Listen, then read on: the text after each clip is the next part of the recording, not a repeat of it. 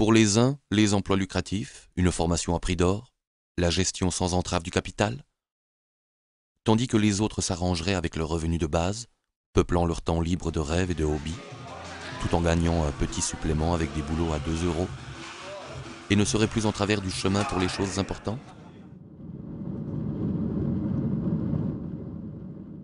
On peut aussi dénaturer le principe du revenu de base. Par exemple, en fixant un montant tout juste insuffisant pour vivre, tout en éliminant l'ensemble des prestations sociales.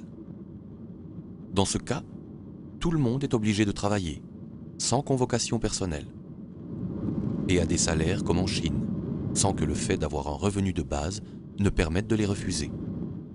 Enfin, et si on complique les paiements à l'infini, en instituant des régimes particuliers, des calculs de compensation et des conditions à vérifier.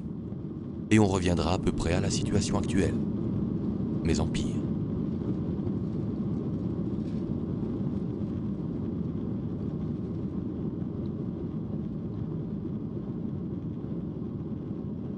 Qui ne veut pas travailler ne doit pas manger, a dit l'apôtre Paul en pensant à ceux qui n'apportaient rien à la communauté. S'ils sentent leur délivrance si proche qu'ils peuvent arrêter de travailler, disait-il, alors ils peuvent aussi arrêter de manger. Cet homme avait au moins le sens de l'humour. D'autres en manquent cruellement. Dans cette maison de redressement, on suspend les pensionnaires dans un panier au-dessus de la table et ils ne reçoivent rien parce qu'ils n'ont pas assez travaillé. Privation de nourriture. Toutes les règles deviennent abominables lorsque le bon sens les a quittées. Dans les débats sur le revenu de base, il s'agit tout d'abord de rompre avec les vieux schémas de pensée. Avec cette idéologie, par exemple, seul celui qui a ou qui cherche un emploi a le droit de manger. Il faut en finir avec cette idée fausse selon laquelle seul le travail rémunéré constitue une contribution méritoire à la société. En réalité, c'est souvent exactement l'inverse. Qui ne veut pas travailler ne doit pas manger. Cette maxime, nous l'avons intériorisée. L'artiste Joseph Beuys en a écrit une nouvelle version. Car nous avons assez à manger et des biens en suffisance. La question qui se pose, c'est celle du travail. Le travail pour obtenir les matières premières et le travail de production sont en train de disparaître. Dieu merci. Le sens de l'économie, c'est de libérer l'homme du travail. Ce n'est pas écrit dans le journal. Se libérer. Mais pour aller où? Ce n'est pas écrit non plus dans les directives des chefs d'entreprise. Licencier des collaborateurs n'est facile pour personne. Mais c'est pourtant comme ça que ça se passe. Mais si on reconnaissait cet état de fait en le considérant même comme un devoir, un autre sens apparaîtrait.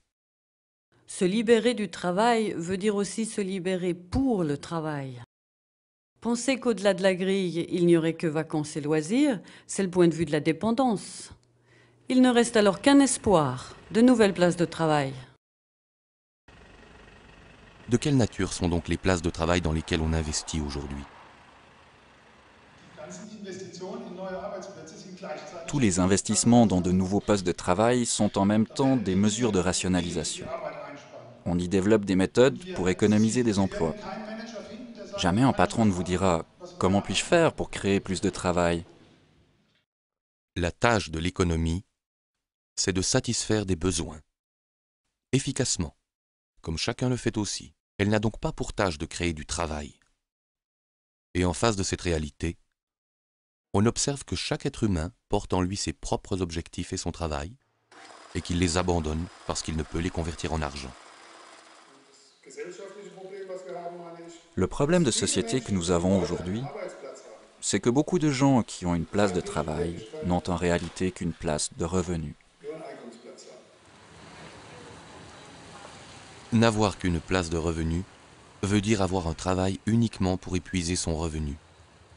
Un travail qui n'a pas de sens. Pour la société, ce manque de sens pose problème, parce qu'il fait émerger beaucoup de frustrations et de pathologies chroniques.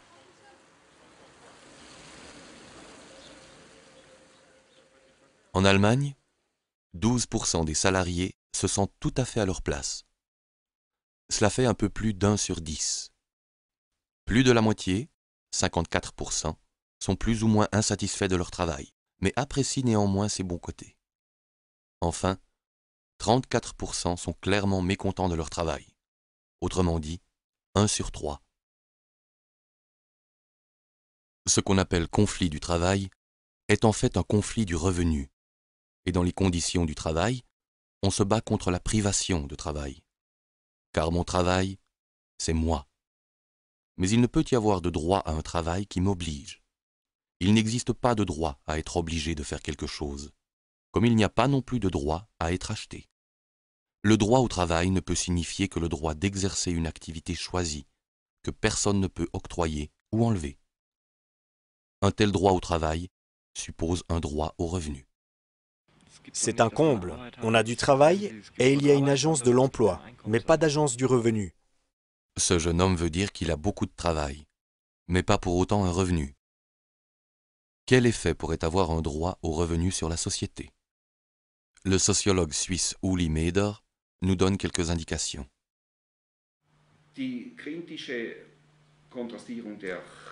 Face à l'orientation unilatérale et bornée de la société sur le travail rémunéré, il faut mettre l'accent sur la question du sens. Qu'est-ce qui importe vraiment dans la vie? Le revenu de base fournirait un appui fort aux gens. Il y aurait plus de sécurité, cela provoquerait un élan de créativité, de satisfaction. Les gens auraient moins besoin d'avancer en jouant des coudes. Ils seraient moins qu'aujourd'hui contraints d'obtenir des avantages pour eux-mêmes au détriment des autres. En créant des rapports de concurrence extrême, le système actuel casse les mécanismes de solidarité. C'est l'opinion d'un professeur de sociologie. Mais qu'en pense quelqu'un qui rentre du boulot et qui entend parler pour la première fois du revenu de base? Ça veut dire que tout le monde aurait le même salaire? Non, chacun gagnerait ce qu'il gagne, mais tous recevraient un socle fixe, qui est le revenu de base. Mais seulement s'ils travaillent? Non, quoi qu'ils fassent. Mais alors, on aura certainement un problème de motivation au travail. Si je dispose de toute manière d'un salaire de base garanti, pourquoi irais-je encore travailler? Mais pour vous, ça serait comment? J'irais volontiers travailler. Rester à la maison n'est pas une solution.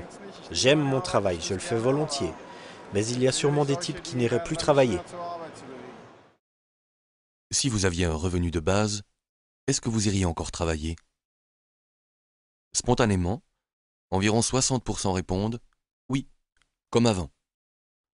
Environ 30% répondent « oui », mais plus à plein temps. Ou encore « je ferai autre chose ». Et environ 10% répondent ouvertement « d'abord dormir et ensuite on verra ». Voyager, s'occuper des autres, reprendre des études. Si on instaurait un revenu de base, pensez-vous que les autres continueraient à travailler? Environ 80% répondent « non ». Probablement que la majorité ne serait plus motivée pour aller travailler.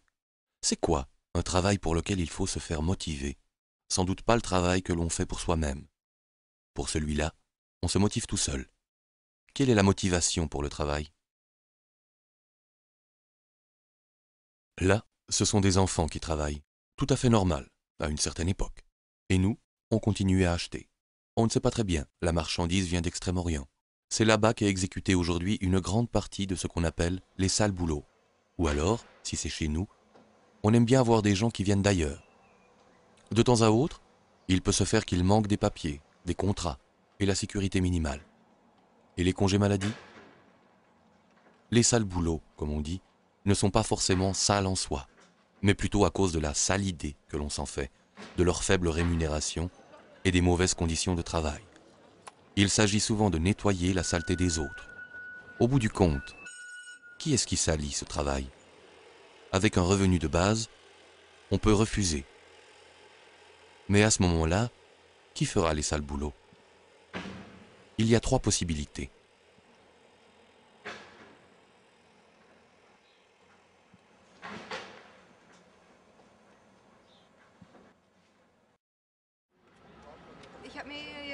Je m'imagine une caissière de supermarché. Elle ne prend certainement pas plaisir à son travail.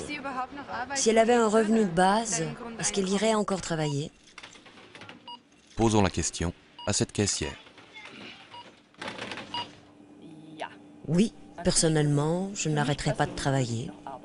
Parce que je ne peux pas imaginer que je reste à la maison sans rien faire, même si j'ai ce truc de base de 1000 euros. 1000 euros, c'est un chiffre comme ça. Ça pourrait être plus, ou moins.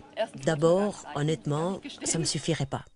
C'est pourquoi on l'appelle revenu de base. Cela devrait suffire pour le minimum vital et une intégration dans la société. La plupart des gens voudront gagner plus, comme aujourd'hui. Mais revenons-en à la caisse. Pas vraiment un métier de rêve? Évidemment, on pense toujours au travail à la caisse. Mais on a affaire avec un tas de gens et tout dépend de comment on se sent soi-même. Personnellement, je suis quelqu'un de très ouvert. Je n'ai pas de problème et au fond, je me trouve très bien ici. Dans un sens, ça ne changerait pas grand-chose. Je ne supporterais pas de ne pas travailler. Je m'ennuierais trop. Certaines choses pourraient changer. Je pourrais voyager et voir des choses qu'aujourd'hui je ne peux pas voir, car je dois apprendre un métier. Le stress pour trouver du travail est énorme pour tous. On est là et il n'y a presque plus de place. Si on avait le revenu de base, ce ne serait pas si stressant.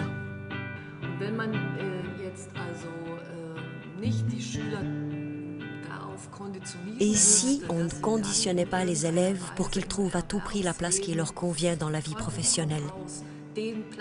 Une place qui n'existe plus pour tous depuis belle lurette. Je veux dire, cette situation mensongère dans laquelle nous nous trouvons aujourd'hui.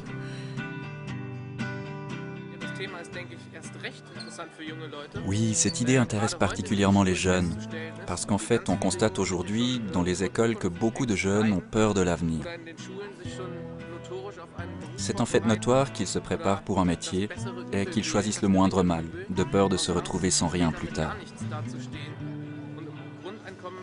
Dans le revenu de base, je vois une possibilité et une chance de pouvoir entreprendre ce que l'on veut vraiment et de le faire bien. En même temps, j'y vois une crise de sens. Cela donne du temps et de l'espace pour réfléchir. Et quelle serait l'influence du revenu de base sur le travail lui-même? On répartirait le travail sur un plus grand nombre de personnes et comme ça, il redeviendrait satisfaisant. Qui parlait de crise de sens? Oui, je crois que nous vivons en grande partie dans une grande illusion. Nous vivons aux dépens de la nature, aux dépens des générations futures, aux dépens de nos partenaires.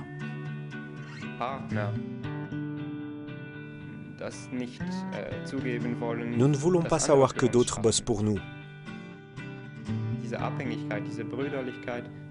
Cette dépendance mutuelle, cette fraternité de fait, si je ne la reconnais pas clairement, j'en suis redevable envers mes semblables. Voilà pour la fraternité. Qu'en est-il de l'égalité dans une démocratie? Pour moi, le revenu de base joue un rôle de démocratisation à des niveaux multiples. Si les gens ont une sécurité matérielle, ils sont plus difficiles à corrompre. Cela permet le développement d'une société démocratique qui profitera aux riches comme aux pauvres. Qu'en est-il de l'art? Même quand je ne crée pas physiquement une œuvre, je continue néanmoins à travailler. C'est là la grande difficulté pour un artiste. Pour créer une nouvelle œuvre, vous n'êtes pas payé pour le temps que vous mettez à vous inspirer de la vie. Il y a le temps réel passé au studio à faire une pièce, mais comment tu te finances pour être en situation d'inspiration? La vie, c'est une forme d'art. Et pour une future maman? Ce serait génial. Je pourrais m'investir comme je le désire dans l'éducation de mon enfant, sans avoir mauvaise conscience.